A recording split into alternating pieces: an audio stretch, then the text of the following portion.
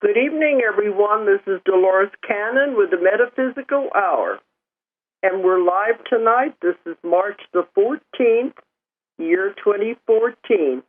And I still don't know where the year is going. It's going so fast.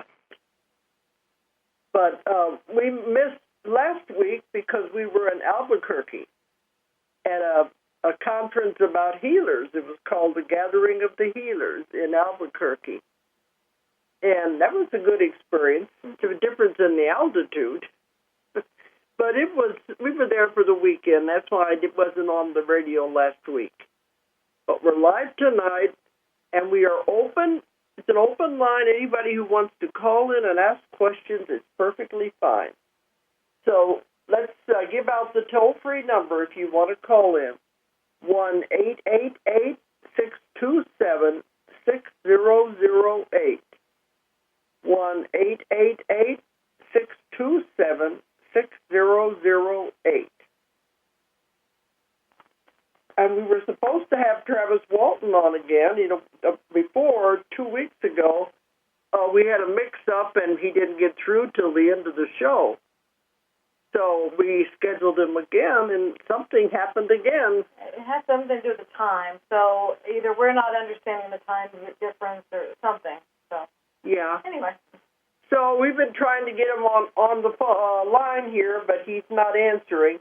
He may come in later, but I really wanted to interview Travis for the rest of you because he has such a fascinating story that his story and the book and everything was turned into the movie Fire in the Sky. But he's definitely one of our speakers for the UFO conference. So we can speak about the UFO conference. Yeah, so if you want to know about Travis, you just have to come to the conference. That's what it looks like. Yes. Well, I know his story. Yeah, and it's quite an interesting story, very fascinating. But last week we began to talk about the conference, and then we got a lot of call-ins. And so if you have any questions, that's fine. We'll be willing to answer them. I'm enjoying this time now where we're not really doing anything. We got back. Well, speak for yourself. You think doing something is traveling. We're working plenty. Yeah, we're working all the time, but we had snow again right before we got back, wasn't it? And it melted, right from the time we got back. But I don't enjoy sitting around being snowed in anyway. And I think the rest of the country is beginning to melt. Let's hope so. Well, I think they're getting this next blast that's going to come through and get some more snow in the middle and the northeast. Yeah, by the next end of the week, they said it's spring, but we've had snow as late as April. So, anyway, I'm ready for it all to stop. Ready for spring, summer, early summer, the nice 70s. Well, even in Albuquerque, it wasn't that bad. It was nice temperatures. Everybody said, "Don't you think it's beautiful here?" And I said, "No, it's too flat. We're used to mountains and forests, so there's a difference." Every place in the world is beautiful, has its own beauty, but there's a lot of places I wouldn't want to live. Okay. Is everybody each to their own? Well, we're going to talk about the UFO conference, which is coming up pretty fast, and we're in the middle of trying to do the last-minute stuff and working out all the bugs and the details, and it's going right well. Oh, yeah, that's fine. We're on track. Everything's on track. Tell them the dates of the conference. April 11th to the 13th. It's the second weekend in April. It's always the second weekend in April in Eureka Springs, Arkansas. It'll be at the Inn of the Ozarks. That's been its home for 27 years. Well, except for 1 year, but anyway, it's been its home. And we're doing everything we can to keep it there, even though it's busting the seams of that place. Oh, so, yeah, they don't know how we can possibly fit any more in, but we're really trying. Yeah, we're going to get creative, and we're doing one thing this year, and then next year we'll see what we need to do from there, and just finding creative solutions. It's the oldest UFO conference in the United States. And last year, it was the biggest crowd we'd ever had. We had over 700 people, and it completely sold out. It was standing room only. And it's going to do that again. It's moving quickly toward that, yes. So it's going to be a big conference again. And we have some wonderful speakers in it. You said except for 1 year. We've met there since the very beginning. We was figuring out, we had a reporter here early with a newspaper in Eureka Springs. We figured out it must have been about 1988 when we began. I think that's right. And we've been there every year. That we began, we had 50 people in one little room. And that has grown from there. 50 people crammed into one little room. I remember that year. And then it's grown. First it was just the same, and then it's just been taken off, and it's been growing ever since. But the 1 year we weren't there was when they had a fire, and it burnt the whole convention center down. We had to. Lou was hoping he wouldn't have to do it. He said, maybe we can skip this year.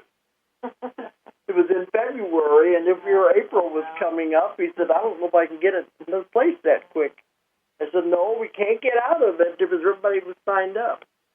So he got all over Eureka. He finally found a place we could have it, and that was the only year we ever moved it somewhere else.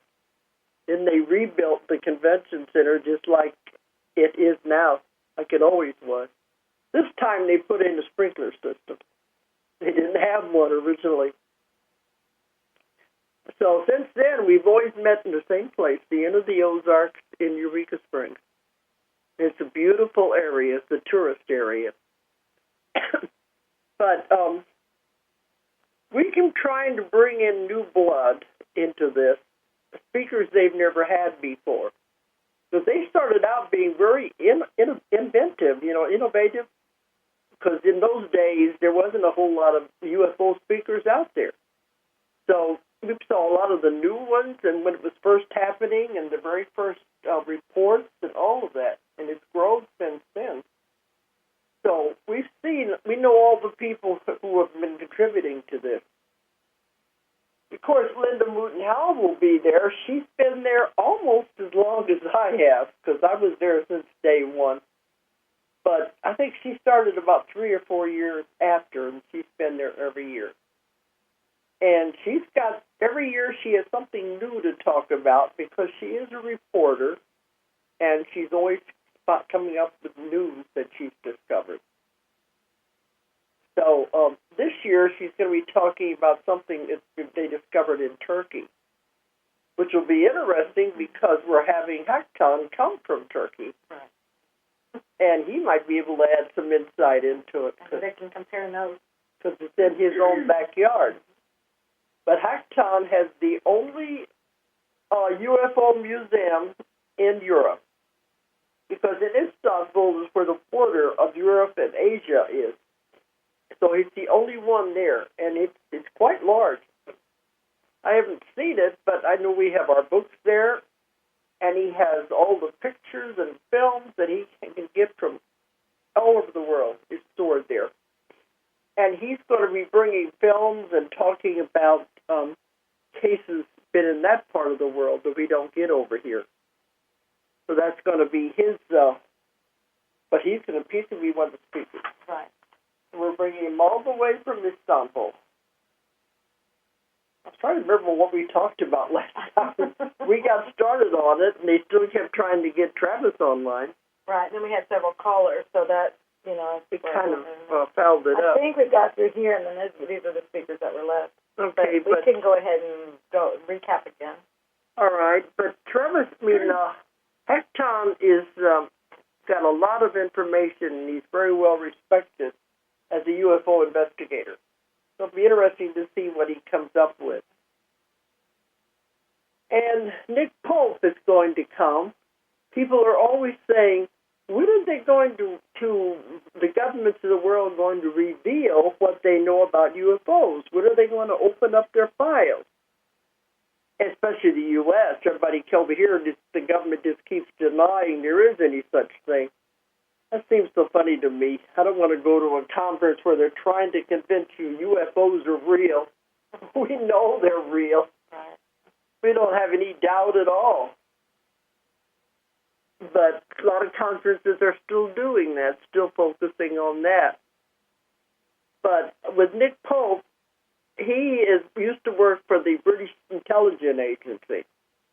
And so he knows about the British government has opened up their files on UFOs, and he's going to be speaking on what they have disclosed. They always talk about the Disclosure Project. Well, it is happening on what they have disclosed, and he said what they won't disclose. And also, he was on CNN where he was in Canada when Canada was opening their files and talking about, we know they're real. And he was talking to some kind of a Minister of Defense or something, and he says, we don't have any doubt at all.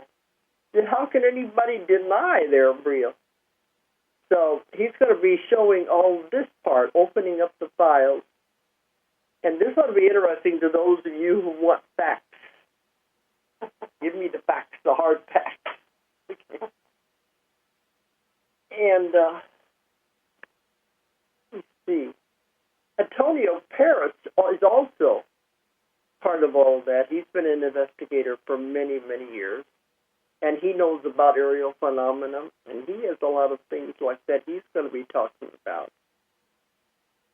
So these are people who have not been at this conference before. Right. So it ought to be interesting. Like I said, we're trying to add new blood, bring in speakers they've never heard before. Right, and then add some new elements as well. Yeah. Because for so many years, we had the same speakers over and over again. And a lot of them, they just got used to them as like the old home week. That's what this conference has always been, a place for everybody to come that knows everybody and meet your old friends, even though it is growing so much. But so they didn't mind listening to the same speakers again. Well, it was kind of old home week for the speakers, too. Yeah, they knew everybody. But I decided we'll bring in some of the speakers that they haven't heard of before, ones with new, fresh information. But do you have the flyer that has all the information in there? Yeah, We can talk about that because I wanted to see what we had about Antonio. And Sherry Wiles is another speaker, and she's also one of our authors with Ozark Mountain Publishing. We had her on the show twice in a row because she had so much information that we called her back for another show to talk about more. But Sherry Wiles has had experiences with ETs and UFOs since she was a child.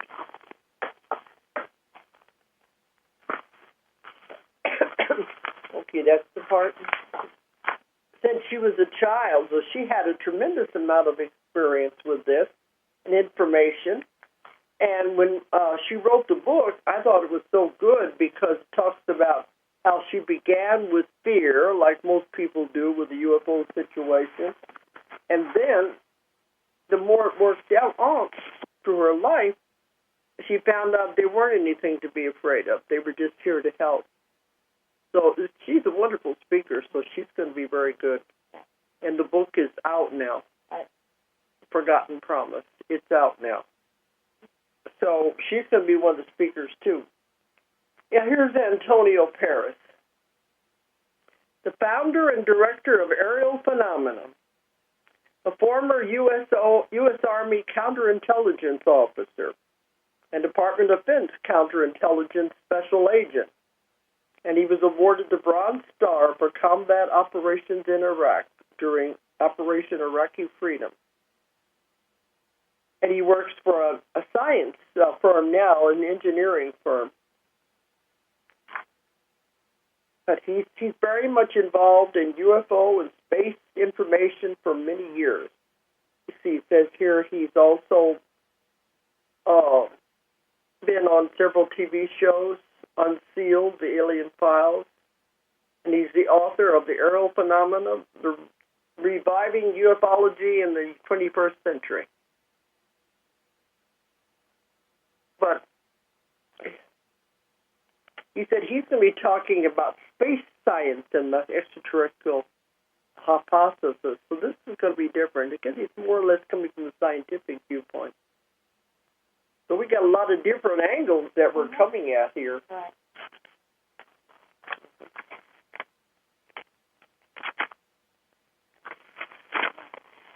Okay. Here's the beginning. I just.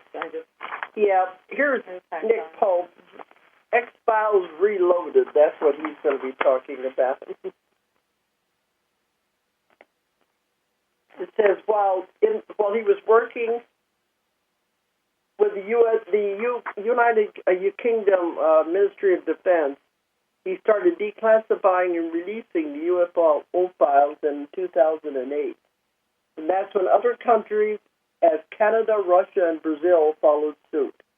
Many believed that disclosure was imminent. And we know in China, they said they are releasing, they already have been for many years, they're releasing all their files also. So there's a lot of these countries are not holding back anymore. They're letting people know what's going on. It's time. It is time. Oh, the U.S. just keeps saying they don't want to panic people. How they can panic people when everybody knows it's real. Yeah. The ones that don't are the ones with their heads in the sand. I had one person tell me, well, it can't be real because if it was, the government would tell us. If it was, and the government's the last one that's going to tell you. But I've been investigating it, too, for 27 years. Yeah, that was about Antonio Paris. There's about Travis.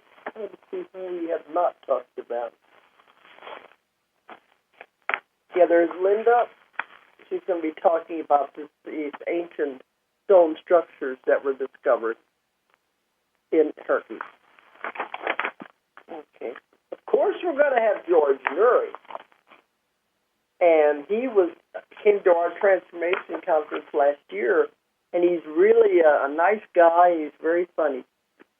He is the host of Coast to Coast.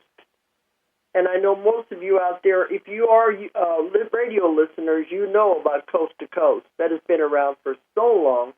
And it's the largest radio station in the world with the most listeners in the world. I thought they said 30 to 40 million listeners at last count because it's all over the world.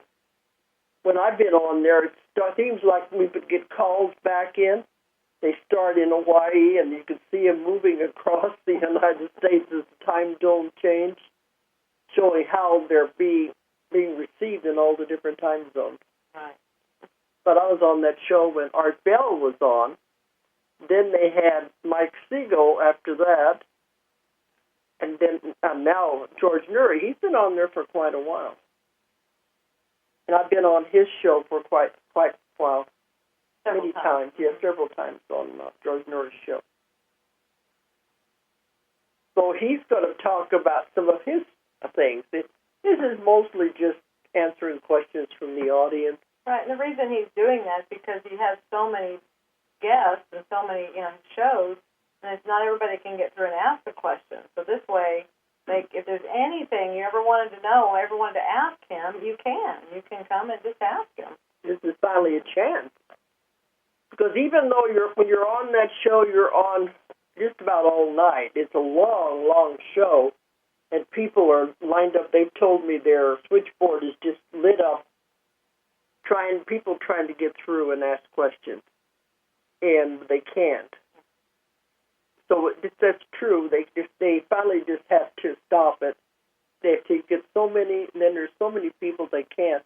We get tons of email after I've been on there saying, I'm trying to get through last night and I couldn't get through. Well, this is your chance because George, instead of doing a lecture, he just takes questions from the audience.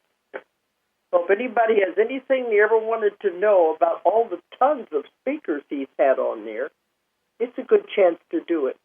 And you get to meet him. He's a really nice person. Well, and that's why we have some things designed so you can meet the speakers. I mean, we just had somebody call right before the radio show started, wanting to get tickets for the conference, and he was asking, is it really possible to meet some of the speakers? Is it really possible that you might run into them? It absolutely is, because it's not a huge convention center. It's big, but it's not huge. I mean, you will run into these people, and they're going to be mingling. They're going to be walking around. And then we've designed a dinner on Saturday evening just so you can meet them if you want to. And that one's limited to 200 people, so you know right there you're not in competition with as many people as you are at the conference with 700 people. So you can meet them. That's absolutely fine. Some of them have tables in the vendor area so that you can talk to them. Mm-hmm. And then also they're roaming around. They'll be there it's not, too. Like you said, it's not these big convention centers. Eureka Springs is a small tourist town, like we are up here. Our town we live in is only 2,000 people, and that's a tourist town. So it's a nice-sized hotel and convention center, but not huge. Right. So it is. We just fill it up. That's all. Yeah, all of our events we like our speakers to be approachable, and we like them to mingle. We like them to get out there. Because we like personal interaction with our people, with our fans and our audiences. And so that's what we do. Yeah. And people like it. And I'm not secluded. I'm right down there in the middle of it too. Yeah. So anybody you want to meet, they're there. They'll be there. Just ask questions and buy their books, or if they have books. Mm-hmm. But Hacktown was really nice. We were over in Istanbul. It was last year, about this time, I think. About a year ago, yeah. About this time, I had to go to Istanbul. I've known Hacktown for a long time through the other UFO conferences. And he asked me to come, and I did a 2-day seminar where I just talked for 2 days. And that's not hard for me to do. I can just talk. I talk on all the different subjects that I have written about. So we did that for 2 days with Hacktown. And so I asked him, would he come over for this? Because it's been a while since he's been to America. But he took us out on the Bosphorus in a boat to show us one side is Europe and one side is Asia, and it was beautiful. There were a lot of homes out there that were like royalty homes and stuff along that water. Beautiful places. So he really treated us well, showing us everything. So it's going to be a pleasure to have him over here and see our little part of the world. We do mean little.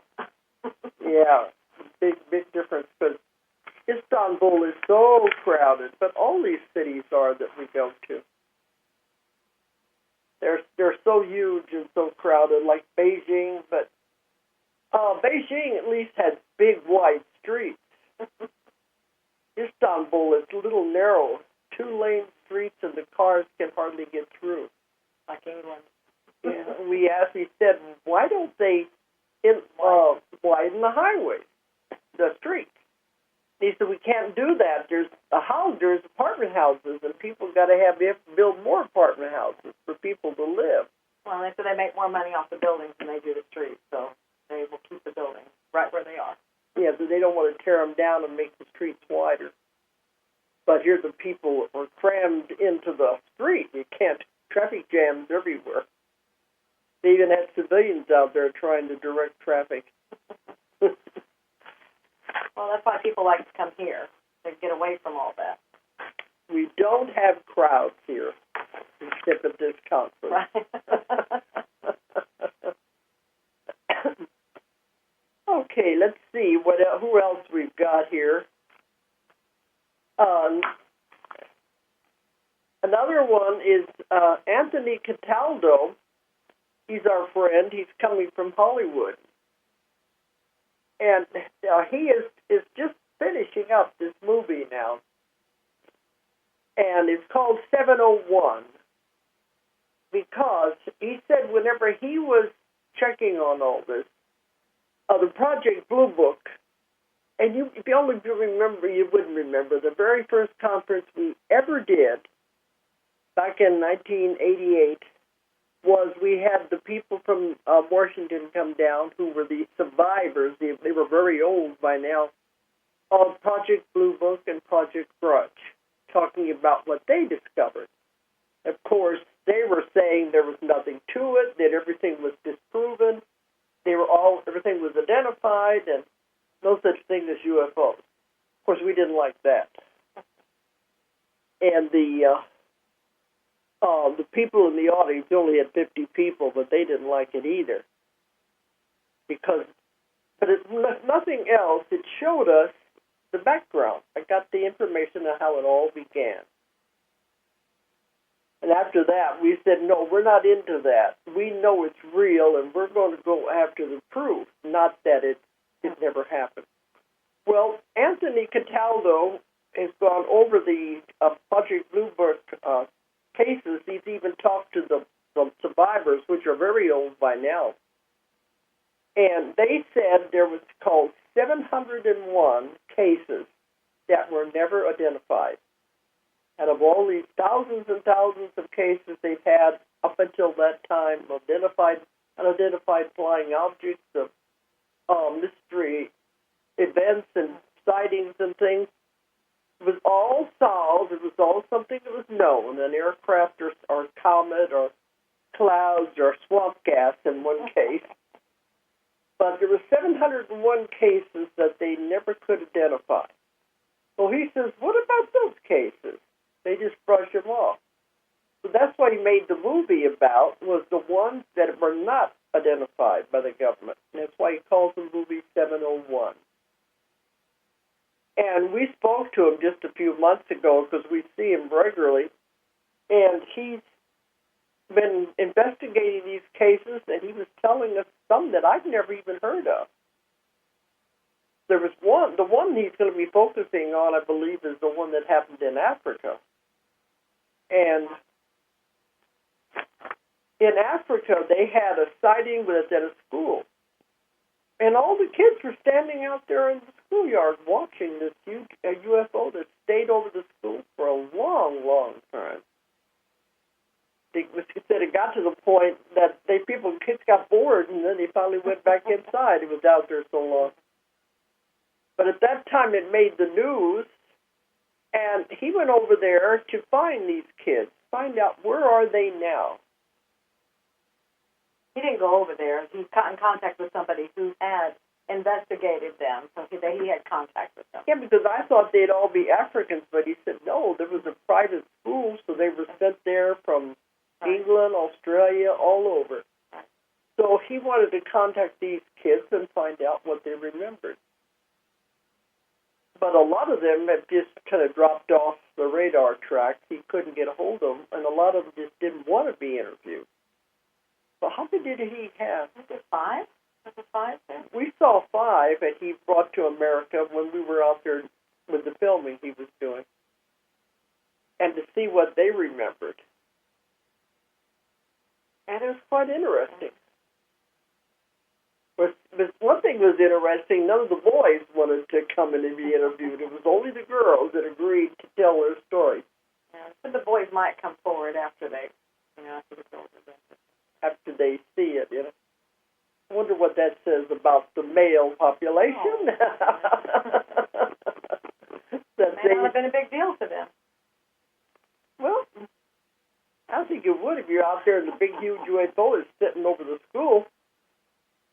But I guess it might have been fear at first, and after a while, it's just, okay, let's go back inside. I think the teachers didn't even get excited after a while. No, the teachers were in a meeting. My understanding, they were having a teacher meeting or something like that. That's why the kids were outside. They were having a meeting. Yeah. And by the time they were coming out, I think maybe they did see it, but it was right at the end or something. Then they were gone. So maybe it was just for the kids then. Right. But he's going to be talking about that case, and we saw the people, of course, now they're adults, and they were telling us about their memories. But also, the last time we saw him, which was just a few months ago, he had just come back from Brazil.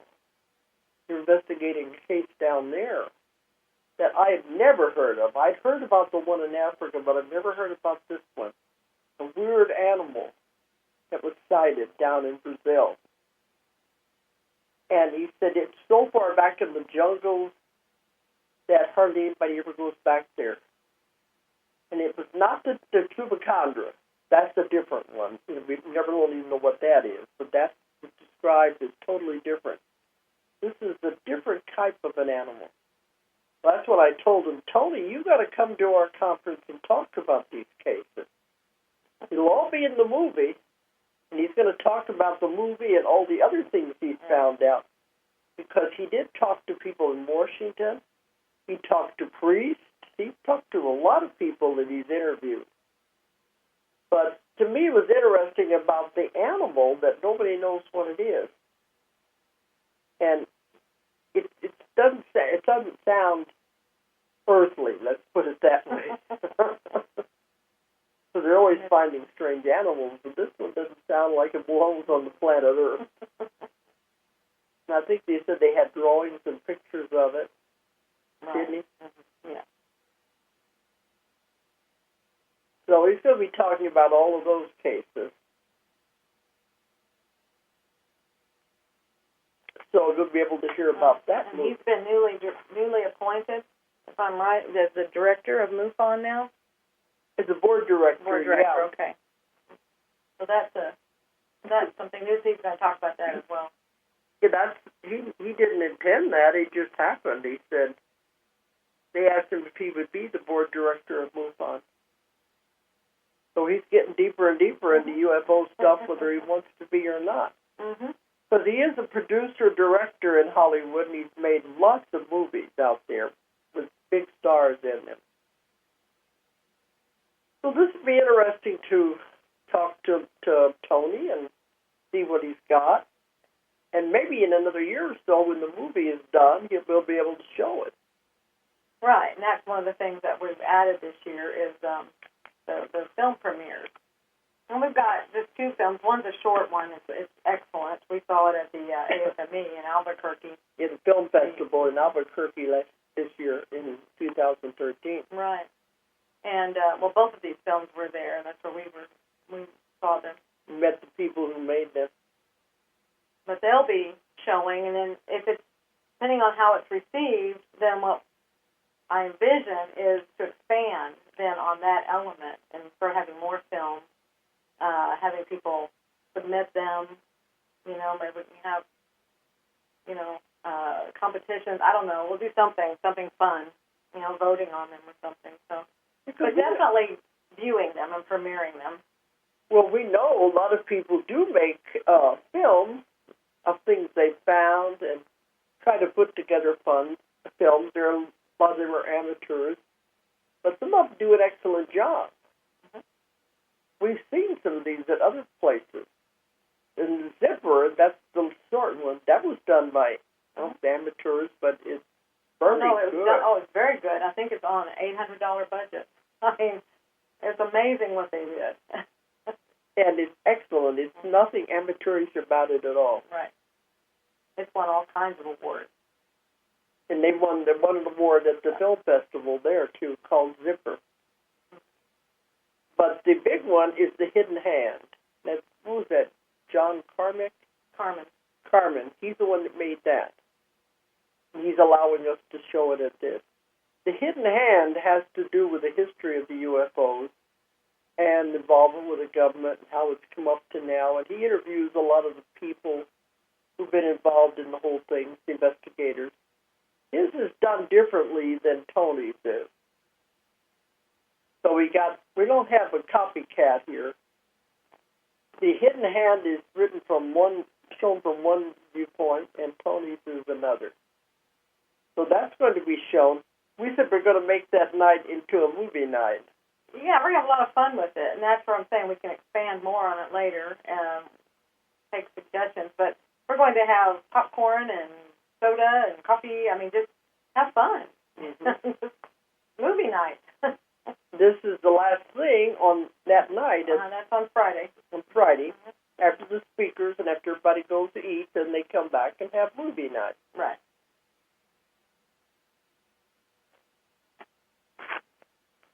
And then you told them a little bit about the dinner, didn't you?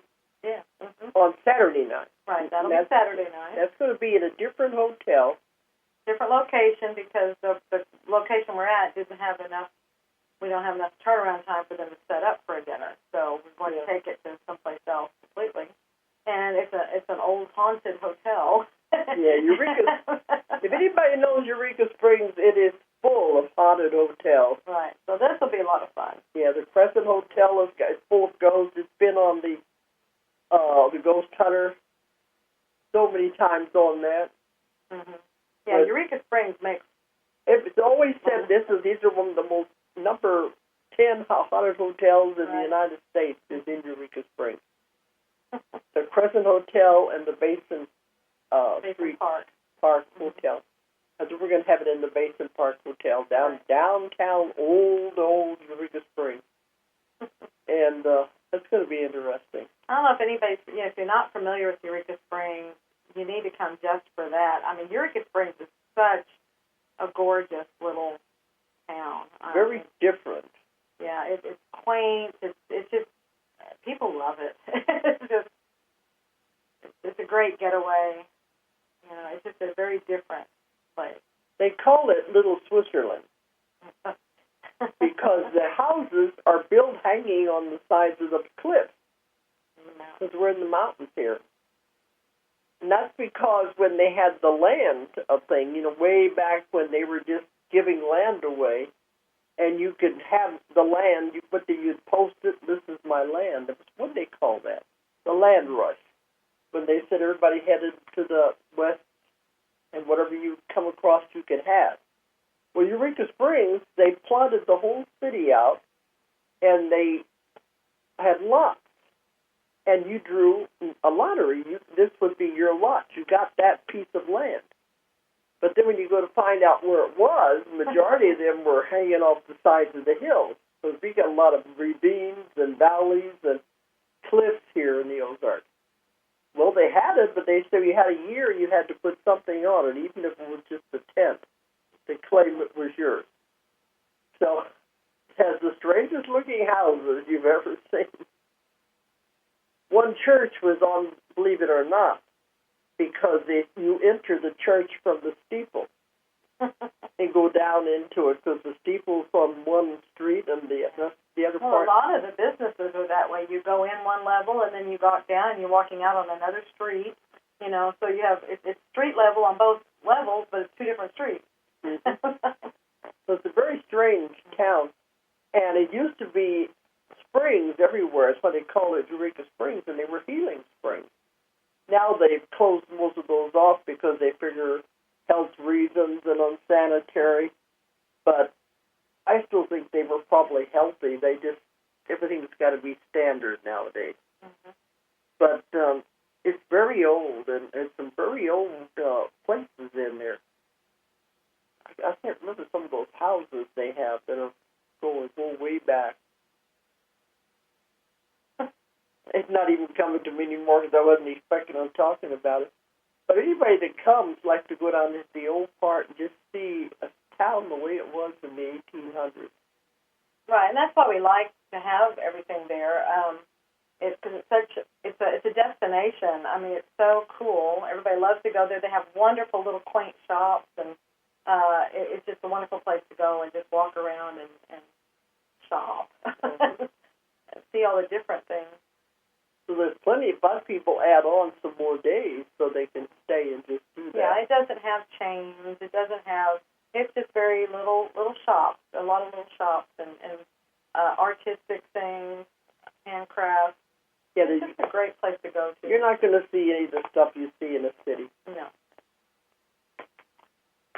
Also shops that sell crystals and metaphysical things like that. Boy, we're sold out on our vendors, don't we?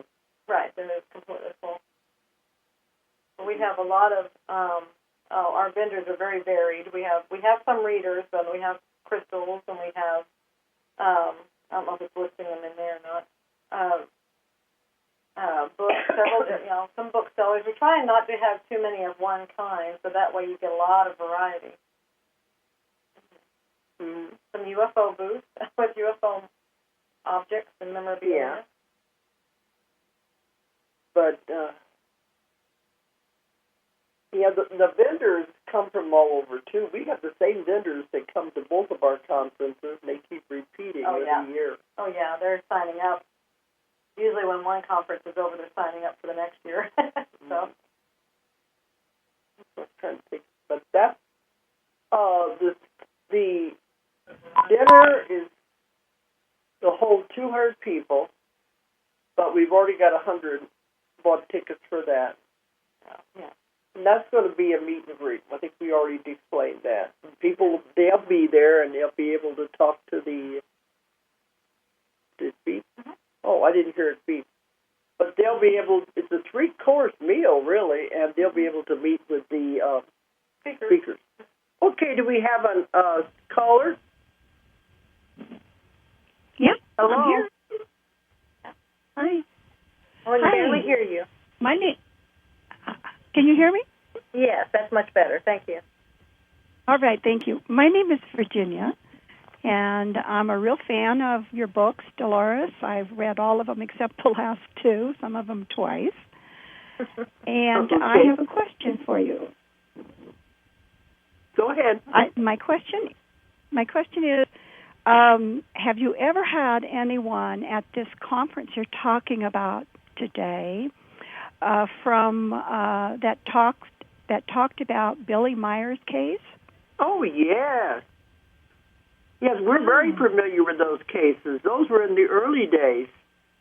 We saw all of the pictures, the videos, the movies. Yeah. We had I've just been researching that, and I'm reading some of the books now that have been from Wendell Stevens' books that have been republished by a man named Drummond, I believe.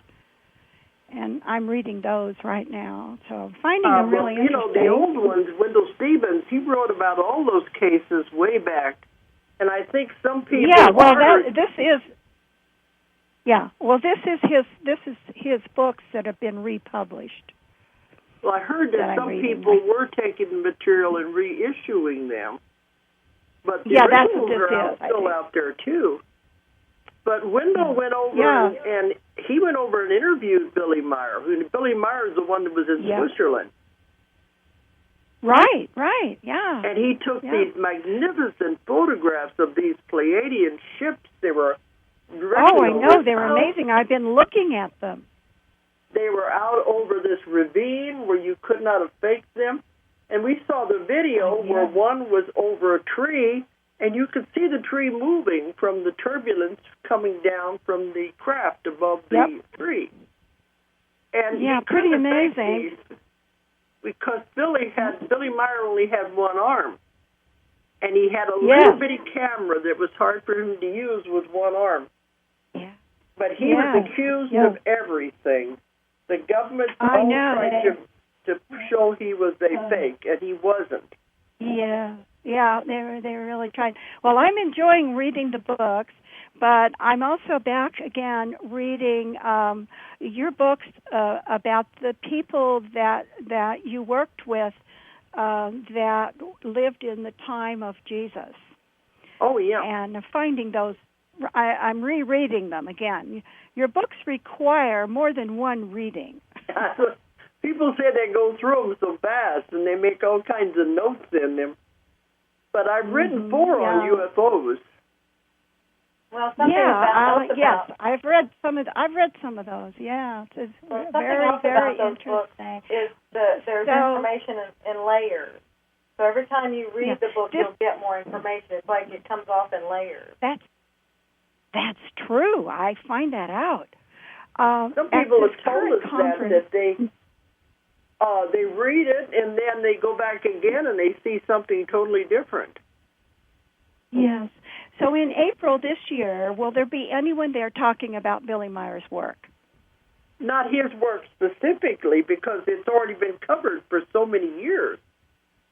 That goes way back. Well, I guess I'm behind the time. 80s. Yeah. Okay. Well, but, thank you so much. If you want to ask George Noory a question, you could. Yeah. George Well, Noory I'm a great fan of Coast to Coast. Yeah. I listen to Coast to Coast all the time. So. Well, he has information about everything because he has so many guests. Maybe you could bring up some questions to him.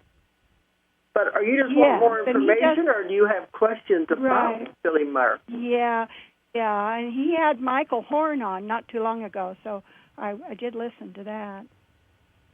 Uh-huh. That was interesting. But we haven't had anybody about Billy Meyer because it's been so long. Yeah, but isn't he still alive? Isn't he still alive? Is he still alive? Isn't Billy Meyer still alive? I don't know. I haven't heard about him for a long time. Oh, really? It was real big for many years, and he was still, they were trying to discredit him, and they did everything they could to, blacken his name. I think Linda Moulton Howe may have met him. She's going to be there. I really like her work. It'd be fun to see her. I wish I could get there, but I don't know if that's possible. Mm-hmm. But I haven't heard about him in so many years. I don't know if he's still alive or not. I guess we could Google it. Yeah. Yeah, that's for sure. Well, thank you, Dolores. Thank you so much, both of you. Okay. Thank you. Bye-bye. Okay. Good night. I do want to tell about something that I forgot about for the UFO conference. Lou Parrish, when he died, he left a fund, and it's a scholarship fund. And the ones in charge of this, they're looking for people to send in applications. The fund is for researchers in the UFO field who need equipment for the investigations, or if they need something to help them with their work. They need money. They need funds. Not so much for UFO reading or studies, but actual investigations. And there are a lot of investigators out there, and they probably do need equipment. But so the call has been going out. If anybody is a serious investigator who needs money, they can apply for the scholarship. This is part of what Lou requested, and that's what the scholarship is for. So if you know anybody who's interested in investigations, please contact us here at Ozark Mountain, and we can put you in touch with the people who are responsible for giving the money. We have a link on the website also. Do we? Yes. To the scholarship fund. They'll take them right to that website. Uh-huh. So that's on the Ozark UFO Conference website. Okay. Because, a lot of investigators like to stay undercurrent. They don't want people to know what they're doing. And other ones don't care. They know it takes different sophisticated equipment, maybe to analyze samplings and things they found. And they would like to have better equipment. But just, if you're interested, send in an application, and we'll put you in touch or use the link. Okay, I was trying to think if there was anything else. Those were the main things. That just occurred to me about that. Right. Do you think of anything else that we haven't covered about the conference? I don't know what happened to Travis, but we're going to have another one of the speakers will probably be on next week, because we're not going anywhere now until the conference, so we're going to try to have these speakers as guests on here every week until the conference, which isn't very long. No, it's like a month. I think it's just 4 weeks. So that would only be like 4 of our speakers. Not even 4, no, it'd be 3, because 4 weeks is the conference.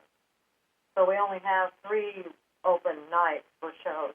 So I'm going to try to get 3 of our speakers to come on in the next 3 weeks and re-interview before the conference. Right. Okay. people trying to put it together, and it's coming along. It's doing very well. Yeah. But this is the oldest in the United States, and I know you'll be pleased because it's such a long reputation. Just about everybody in the UFO field has spoke there at one time or another. I remember John Mack was the first conference he ever spoke at. When he came out of the closet when he was with Harvard, and they found out when he was investigating what he was writing about, they were going to take his tenure away, and he wouldn't be able to teach there anymore if he didn't deny what he was doing. So he started to come out and started speaking, and so he came to our conference first. And I remember he got a standing ovation. That's nice. And one of the things I remembered him saying at that conference was, "You will never understand UFOs if you don't understand metaphysics." And it was the first time I ever heard investigators say that. And that's very obvious now. And it is now, but back then... You get it now. Back then, nobody knew. It's obvious to us. Those that are still wondering if they exist, they haven't figured that part out yet. Yeah. So John Mack was one of the bravest ones that went out there and risked his whole career. So he started at our conference, and so we've had some pretty big speakers over the years. Okay, well, I think we've covered this pretty much. Tell them how they can find out more on our website. Well, the website for the UFO conference is Ozark. It'd be www.ozarkufoconference.com. We also have a new Ozark Mountain website coming out this next week, and it will have links to this. And I believe on the DoloresCannon.com site, we have it on there as, because it's an event that you'll be at. So you can come from several different angles, and then you can link right into it. You can reserve your seating right there online. It has a seating chart. Mm-hmm. You can reserve it right then. They're going very quickly. Somebody called right beforehand. They said, "Is this really all the seats that are left?" Yes. Yes, that's true. So we found out last year we had to assign seats. Otherwise, it's chaos. It's pandemonium. Well, it wasn't fair. We had people coming in, just walking in, and getting better seats than people that had pre-registered months before, and we just didn't feel that was fair. Before, you've been able to just walk in and pay, but now you can't. Well, I mean, you might be able to, but it was too many people before. We want to reward the ones that are that are loyal, and they come in way before. Mm-hmm. But in the old days, you walk in at the last minute, and you come in and get a seat, but it's not happening now. It's getting too big. Mm-hmm. But still, you're going to like it. We're working out a lot of that part. Okay, and that's Ozark, Ozark. Yeah. OzarkUFOConference.com. Yeah. Okay. All right, so I guess we've come to the top of the hour anyway. And thanks for listening tonight, and I guess we're not going to try Travis again. We're going to call him Elusive Travis. He keeps saying maybe he was picked up and taken somewhere. Well, I don't know what's going on. Well, you're just going to have to come to the conference to see him. And talk to him there, right. Yeah. Mm-hmm. Okay. So I'm not going to try again. We're going to keep with the other people now. Right. Mm-hmm. All right, but thanks for listening tonight. Make it great. Good night. If you enjoyed the show, check out more of our other videos and be sure to subscribe and click the like button. Thank you for listening to the Metaphysical Hour with Dolores Cannon.